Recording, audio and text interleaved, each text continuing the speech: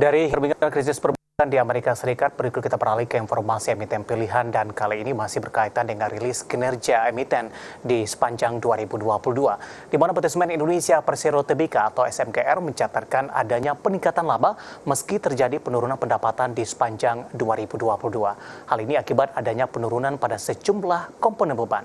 Dan seperti apa pencapaian SMGR di 2022? Mari kita simak informasi selengkapnya. Berdasarkan laporan keuangan perseroan per 31 Desember 2022, PT Semen Indonesia Persero Tbk mencatatkan pendapatan sebesar Rp36,37 triliun sepanjang 2022. Angka ini turun 0,88% dari Rp36,7 triliun pada 2021. Sementara setelah dikurangi berbagai beban lain yang dapat diefisiensikan, SMGR mencatatkan laba tahun berjalan yang diatribusikan kepada pemilik entitas induk Rp2,36 triliun. Laba tersebut meningkat 15,54% dari Rp2,04 triliun pada 2021. Secara rinci pendapatan SMGR dari pihak berelasi turun 9,35% menjadi Rp2,2 triliun dan pihak ketiga turun 0,28% menjadi Rp34,17 triliun. Selanjutnya SMGR mencatatkan adanya peningkatan beban pokok pendapatan dari Rp24,97 triliun menjadi Rp25,7 triliun. Selain itu, beberapa beban turun signifikan sehingga terjadi peningkatan laba.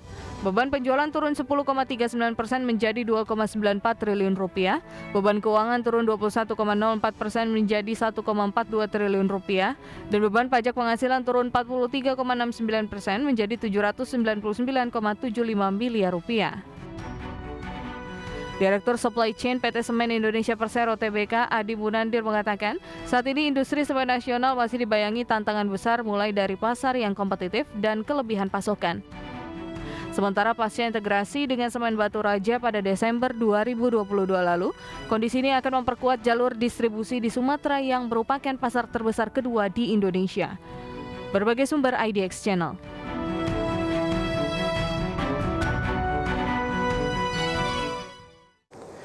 Selanjutnya kita akan coba lihat bagaimana pergerakan teknikal saham SMGR di sepanjang perdagangan hari ini di tengah pelemahan indeks harga saham gabungan dan rilis kinerja mereka yang cukup baik di sepanjang 2022.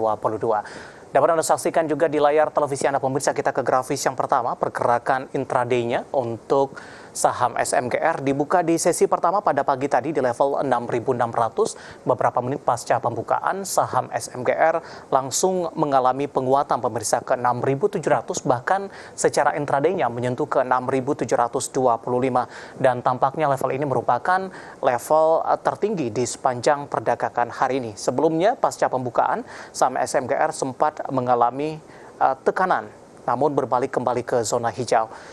Pasca menyentuh ke level tertingginya di 6.700 hingga 6.725, tampaknya SMGR tidak mampu mempertahankan performanya, di mana sampai dengan penutupan sesi pertama siang tadi, saham SMGR lebih cenderung tertekan 6650 pada pukul 10 dan 6625 pada penutupan sesi pertama, dan level yang lebih rendah pada pembukaan sesi kedua di 6.600.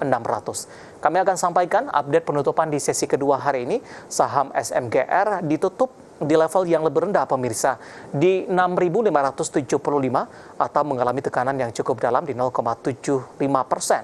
Level terendah di sepanjang perdagangan hari ini di 6.550 dan level tertinggi ada di 6.725. Kita bergeser ke grafis selanjutnya. Kita akan coba lihat bagaimana pergerakan saham SMGR di beberapa bulan terakhir pemirsa. Dapat Anda saksikan juga di layar televisi Anda. Di perdagangan Oktober masih bergerak di 1.300 hingga 7.400-an. Sementara di perdagangan November, SMGR mengalami penguatan yang cukup signifikan, bahkan menyentuh di atas 8.000-an, 8.003, bahkan dari chart yang saya pegang, ini menembus ke 8.043. Dan lagi-lagi level ini tidak mampu dipertahankan di Desember.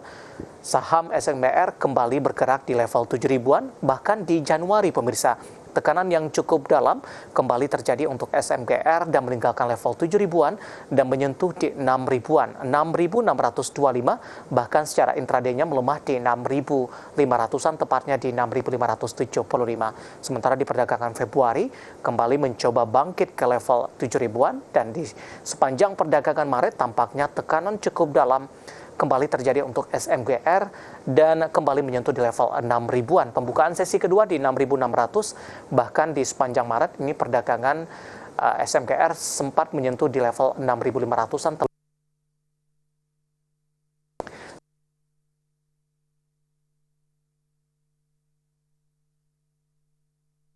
Akan coba lihat dari sisi valuasinya, kita akan coba lihat dari posisi PER-nya atau price to earning ratio dari SMGR ada kisaran di 18.91 kali, PSR-nya di 1.23 kali, PBV-nya di 1.05 kali, sementara PCFR-nya di 7.41 kali. Ya, kombinasi secara fundamental, teknikal, dan juga dari sisi valuasi, dan semoga bisa menjadi salah satu referensi untuk Anda.